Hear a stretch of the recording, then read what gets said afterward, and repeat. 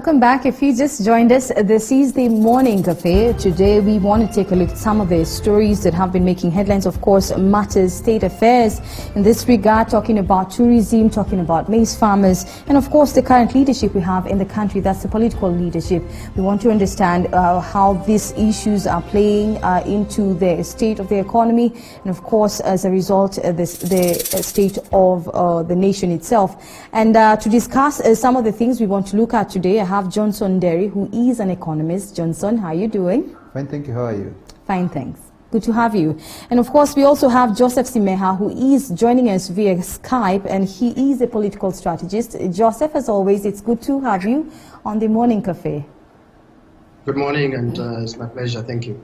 All right, gentlemen, we know a lot has happened as far as the impact of coronavirus in the country is concerned. Of course, we've seen the impact trickling down to various sectors. Talk about the agriculture sector, talk about the tourism sector, and of course, a reflection of the current leadership we have, the political leadership. There's a way this has played into the lives of Kenyans and as far as improving their lives is concerned. But I just want us to first begin by a look at the current political leadership we have.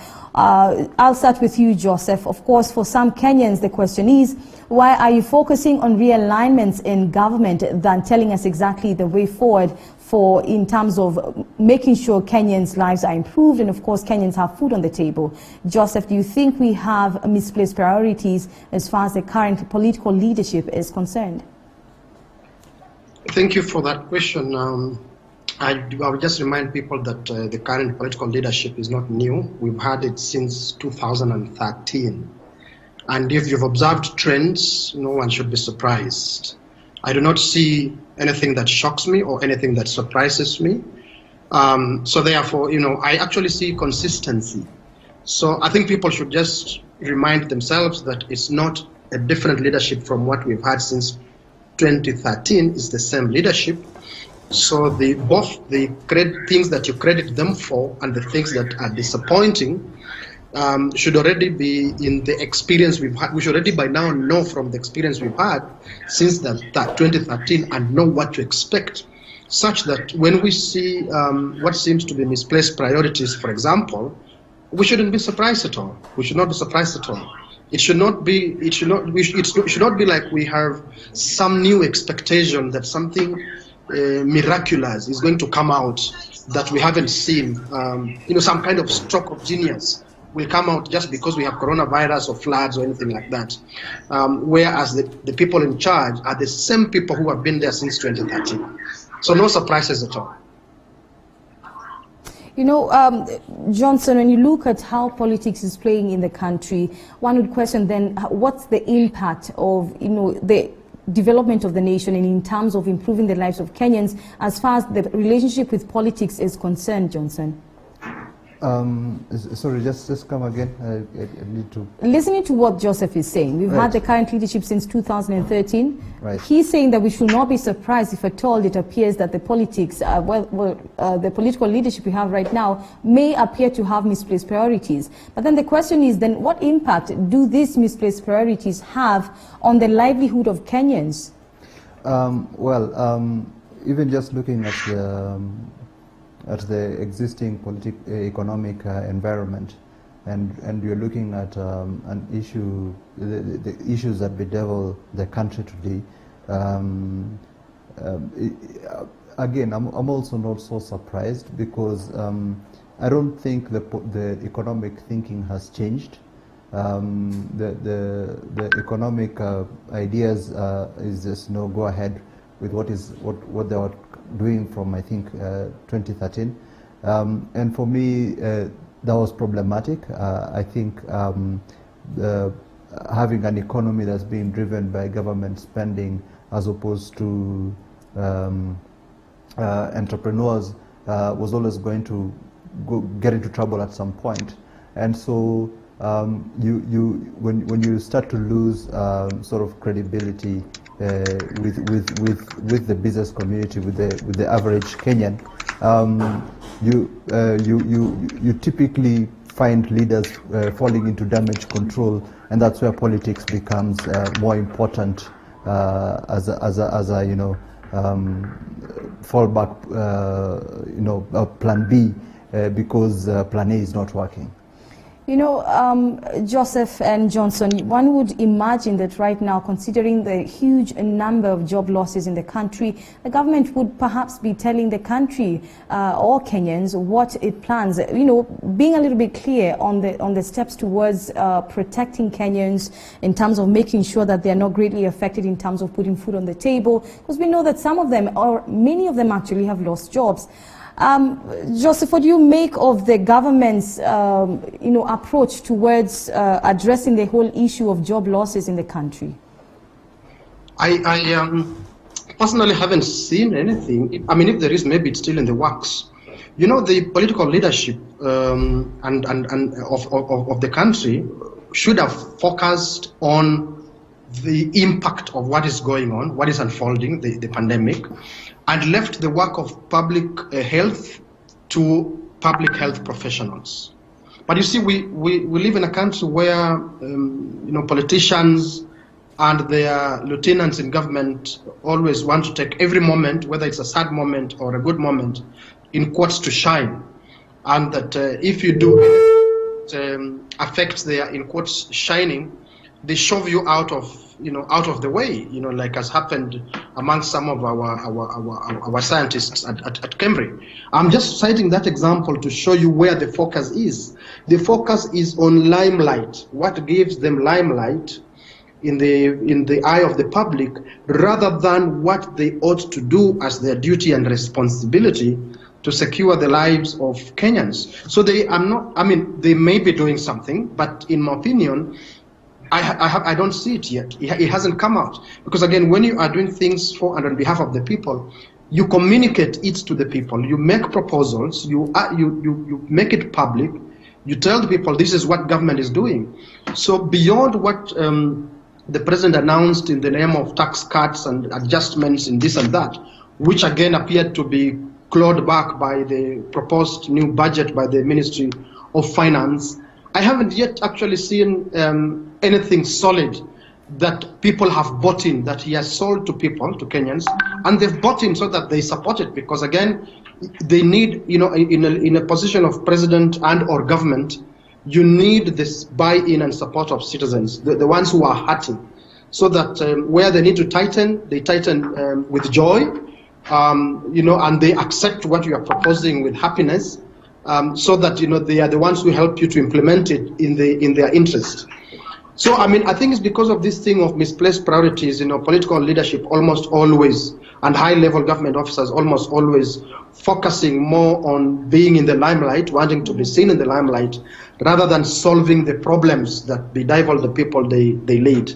I see a bit of a disjointed approach. If you want, if and when in a devolved system of government, if and when you want some quick wins with regards to things that you do to cushion people, with regards to local development, you coordinate that with governors, and you ensure that that agenda is implemented jointly between national government and county governments, and you ensure that there's good oversight so that the county government leadership also does exactly what you've agreed. But I do not see that coordination, unfortunately. Johnson, even as we talk about the current political leadership and the fact that we are looking at the leadership's approach towards handling the impact of COVID-19 in the country, Johnson, would you say there are some areas that have been overlooked as far as, what could help the economy grow, and this in relation to the government's approach towards handling the impact of the pandemic as it is right now? So there have been some measures that have been taken with regards to spending and taxation. They cut corporate tax to 25%. They did reduce income tax rates. So that may help a bit. That may help, but like my counterpart said, there have been clawbacks, which seems to be sort of shifting, paper shifting, as opposed to doing anything of substance.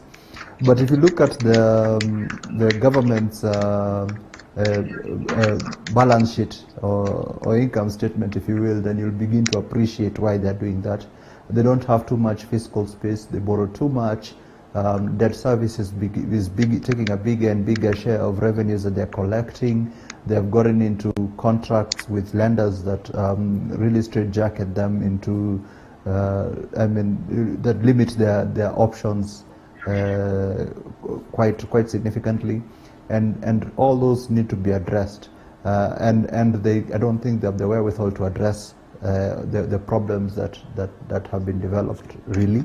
And that's why also the response to the impact of COVID has been underwhelming, simply because they don't have the fiscal space to do what exactly they wanted to do, or what others are doing, and in that and because of that, they seem to be falling short. Now they are a prisoner of circumstances. They don't have too much control over what they can do, because they never saved for a rainy day, and that's a problem right there. Okay. And let's just look deeper into the issues of the state. Let's just move over to the tourism sector and look at Kenya tourism in 2020. We know that the tourism sector has been hard hit, Johnson and Joseph, and we've seen a lot of people losing jobs, and of course talk about the tourism and horticulture foreign exchange earners being greatly affected, with as well as what I've mentioned, major a number of people losing their jobs. Joseph, what would you say is the current state of the Kenya tourism sector as it is right now, in your view, and looking at how things are flowing right now? Let me, in fact, just pick up from what your other guest has said, which I agree with. I absolutely agree with. Look, what is happening now is a consequence of not only the coronavirus pandemic and crisis, attendant crisis, but a consequence of our dysfunctional system and infrastructure of governance. We are suffering the consequences because we didn't prepare in advance. We lived as if there'll be no shocks tomorrow. You know, you can't manage government or any institution as if there's never going to be any shocks or any surprises or anything like that. You cannot manage like that, but we have sort of mismanaged ours like that. So the tourism sector feels it. First, we begin by saying that, you know, this affects the whole world, the travel industry, the hospitality industry, and all other infrastructure that's on which the tourism sector is anchored has been affected. But when it finds weak institutions, when it finds a very bad culture of, as your other guest says, of not having prepared, not having saved anything that you could use to cushion in times of crisis, then the consequences are as serious as they are now. Whereas everyone and every country will suffer, countries with weak institutions, countries with weak frameworks like ours, without anything that we've saved for a rainy day, will suffer even more than those that have done the better thing in terms of public governance. So we must brace ourselves for much more serious consequences because of the weaknesses in our governance, leadership, and political systems. Those things, unless you get them right, even the thing you're talking about, reviving the economy, there's no magic that is going to work for as long as the bedrock is the same.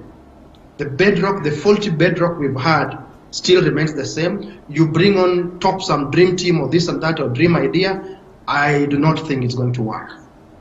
Well, Johnson, listening to what Joseph has to say, he's saying that there has been and there is rather weaknesses in the government in terms of leadership and, of course, trickling down to the tourism sector. Johnson, when you look at the tourism sector, how it's been faring on, we know last year we had more than 2 million visitors. Of course, the number has dwindled greatly as it is right now. But what would you say are the loopholes we have in the tourism sector that need to be addressed and that were actually even there before we had COVID-19? The tourism sector has been slow to grow, and I think one of the major criticisms I have for the tourism sector is that they are too dependent on government. I think they should be taking the lead, developing the products, that will attract tourists to come. They have also thought there's a pricing problem. If you look at what it costs for guests to come here, as opposed to other countries, what it costs to put them up hotels, you kind of sort of believe I think we're overpriced. I know people who say, when you compare, say, traveling to Thailand, and we're talking about Kenyans here, traveling to Thailand is cheaper and you'll have more bang for buck as opposed to coming to Kenya. Having said that, the tourism sector is always going to be vulnerable to such a shock.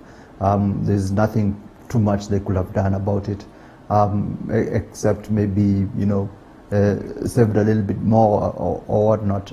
But I don't think there's much that can be done about it. I also want to draw attention to in the tourism sector to two types of tourism. So you've got leisure tourism and you've got business travel. So leisure travel obviously will be really impacted. But where I think we could see a quick recovery is business travel, because business needs to be done. The one issue that I have with this government with regards to and it directly impacts the tourism sector is the if I could call it that, the mistreatment of the foreign investor. So I think we've raised taxes on foreign investors, and I think that does nothing to help investment in Kenya, especially at a time when local savings are they're inadequate, or you could argue all-time lows. Okay. So I think this was really the wrong time to raise costs on foreign investors, and if they begin to believe that Kenya is no longer an attractive business destination, business travel will fall, and business travel actually does feed leisure travel, because when you find people coming to do the businesses here, they usually take a trip to the Mara or to Diani or whatever, just to take a load off for a few hours or so. So we need to keep all that in mind when we're making government policies. And we do know, of course, that agricultural exports have also been affected. As much as we're talking about commercial flight suspension and the movement of tourists in and out of the country being affected, we also know agricultural exports have been affected. Joseph, what do you think this has been the impact on the agricultural sector? Yeah, may I combine that with a very quick comment on the tourism sector? Just a quick last comment, in the sense that if we did the right things for ourselves, we wouldn't even have an entire ministry called Ministry of Tourism. Perhaps we would have some small department dealing with the affairs of tourists. Tourists go to a place because they see something there that pleases them, that they would like to see, that they would like to enjoy, that they would like to experience. So if we developed our country and worked on our environment and worked on our businesses and worked on everything about a human life for ourselves, and we looked around and priced those products, be they in business, be they in leisure, be they in culture, be they in social services, even our environment, and we price ourselves competitively, people will be attracted without us needing to have a ministry called Ministry of Environment. So we always need to look, we should always look beyond the immediate in the name of Ministry of Tourism, and see how we as a society are doing and what is costing us and what the opportunity costs that we are losing are. Same concept with agriculture. We shouldn't even be worrying too much about having to export agricultural products, because agriculture is the bedrock of food security. And we have failed ourselves. Even if you removed export, the first thing you need to do is to satisfy the local needs, our needs, as national needs, sorry. But look at us talking about importing maize, whereas you hear maize farmers talking about stocks that are wasting away. Our governance infrastructure is such that it fails the small person. Even when you talk about export, it's mostly of agricultural product. It's mostly of the big international players. Some of them not even Kenyan. So therefore we count this as part of gross domestic product, but it's not part of gross national product. The agricultural produce that is by Kenya for Kenya, we have let it down in a big way in favor of big players, because we sort of don't look at agriculture as a business. It is seen as a way of life for peasants, for as long as they are eking and living on their land and managing to scrap a little bits of food here and there. They are not worth paying attention to. We pay attention to the big players in the flower industry, the tea industry, coffee, and so on and so forth. So I think when you do this analysis, you will keep going back to the failure of governance that bedevils every sector of the economy that we have. Joseph, even as you talk about the failure of governance, proper governance in this case, there has been a perceived corruption in the National Cereals Board, and of course we've seen that there's proposals of reforms in the same board. But before we look at the proposals, I'd like to understand the impact of what has been seen as corruption in the board and how it has affected maize farmers. I want to hear from you, Johnson, on this. I'm one of those people who believes NCPB probably should not be existing because I think it perpetuates a bad culture.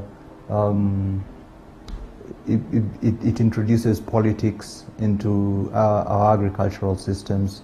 I think agriculture should be practiced the same way we practice other business in other sectors, where producers find their markets and try to serve those markets. One of the things that is a tragedy of say NCPB is that it has consistently been buying products at above market prices to satisfy political, in an attempt to achieve political objectives. And what that has done is that it has hurt the taxpayer more, and as any analysis will tell you, that you're hurting the many to benefit the few. If you look at our agriculture, especially our cereals, you find that we actually produce at costs much higher than global world prices. I'm talking about costs, not local prices. Cost of production is way higher than local than global prices. That makes us uncompetitive, of course, because then that feeds into the prices of labor and whatnot.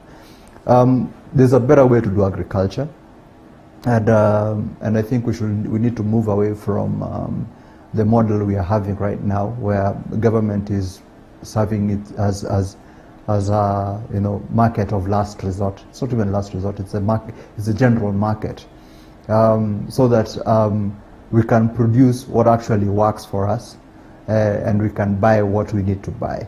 The idea that we need to be producing everything in this country, I think, is the beginning of error.